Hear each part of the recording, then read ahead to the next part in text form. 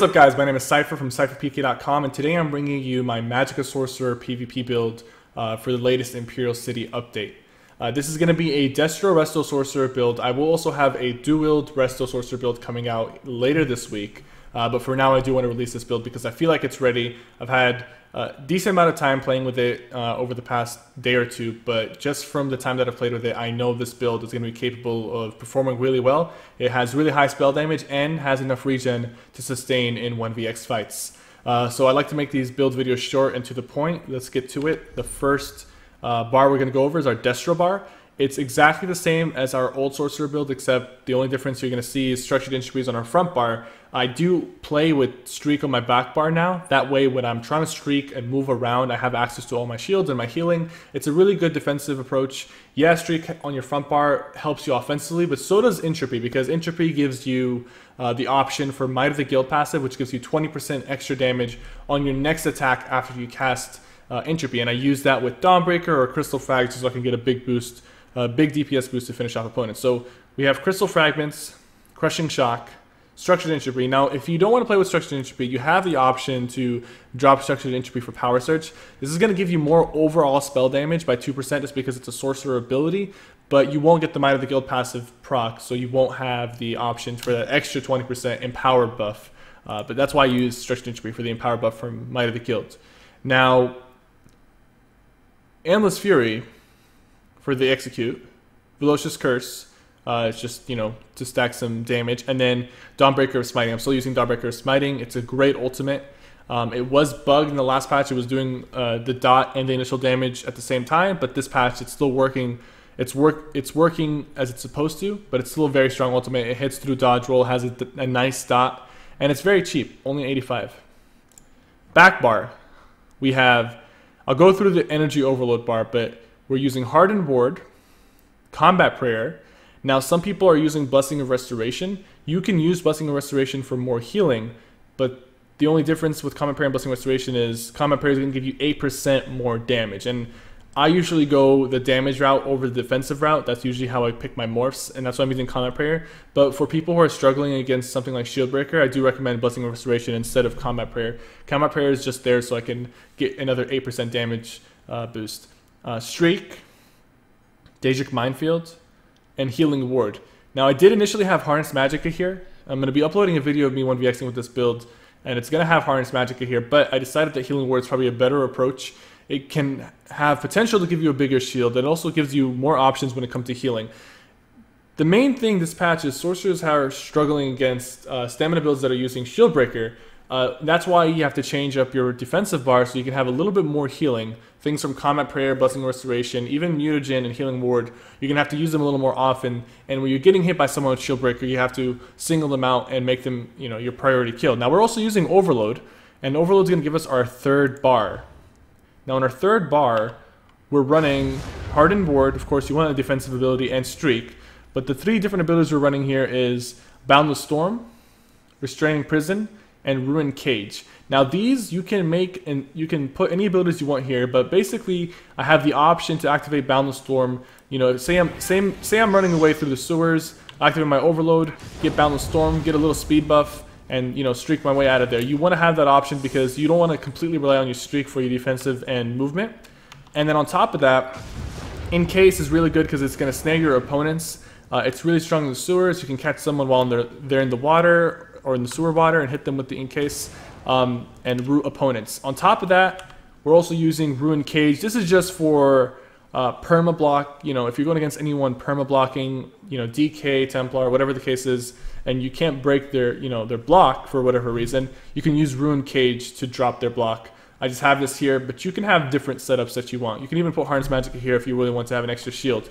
But this bar is just mainly for people who just want to have a little bit of extra abilities. It's not recommended because going through a third bar can be a little tricky at times in middle of combat. And if you really want to, you can just put Storm Atronach there, and that's going to get the job done as well, especially in the sewers where you can throw it down and kind of choke people out with the Storm Atronach. But that's the abilities. Let's go into the armor sets. Now the armor sets, we're running with 5 Kagrenax Hope. Helmet, body piece, belt, pants. That's the 4 pieces on the body. And then we're running the staffs. We're running an Inferno, Kaganax Hope staff with Nirnhond, Disease enchant, and we're also running a Resto healing Kaganax Hope with the magic damage and restore stamina with Precise. The reason I'm running Precise over defending gives you resistance, but if you have your shields up, resistance doesn't apply to you.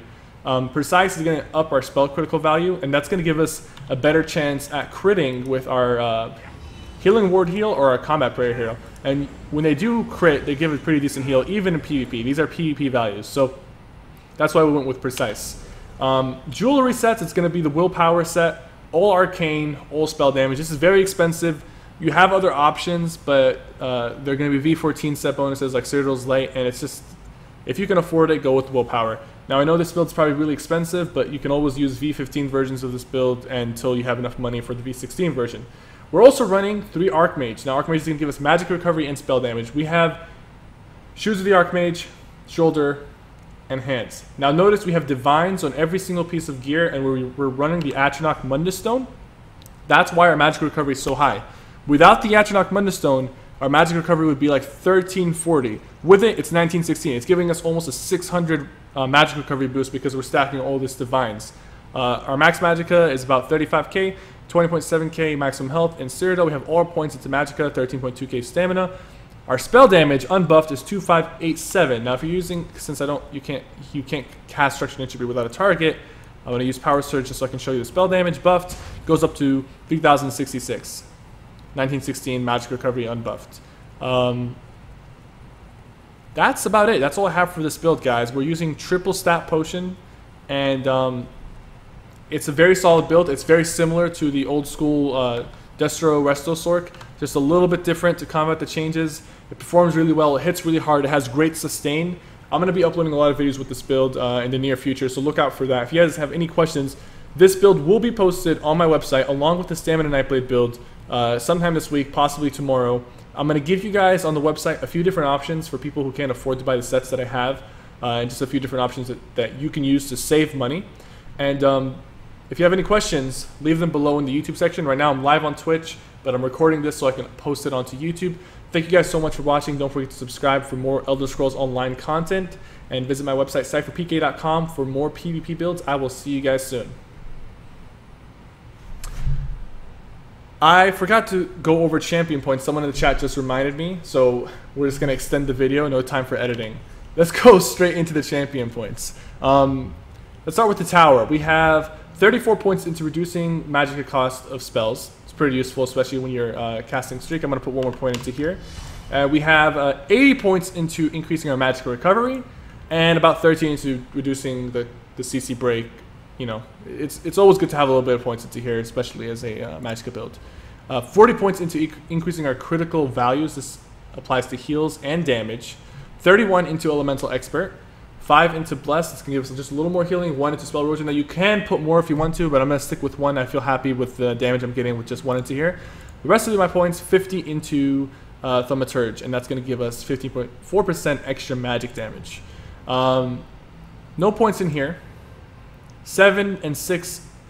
These I'm actually going to take out, Hardy and Elemental Defender, because these don't apply to your shields, and at least I don't think they do. But even if they do, 7 and 6 is not going to make a huge difference. Basically, what I'm doing here is I'm going to take these points out. I'm limited with the amount of champion points I have, but some of you probably have a lot less than me, and you can't put 100 points into Bastion, but you want to put a majority into Bastion. The rest I'm actually going to put into Quick Recovery, and this is going to give me more healing. So with Quick Recovery and 100 points in the Bastion, you want to keep your shields up, you want to keep your healing going strong. We also have 5 points into Bless. That's going to stack with Quick Recovery. And what this is going to do is this is going to make our Combat Prayer and our Healing Ward heals just a little more effective. Because we're increasing the healing that we do, and we're increasing the healing that we receive. And that's going to stack with each other, and you need to have decent healing as a sorcerer in this patch.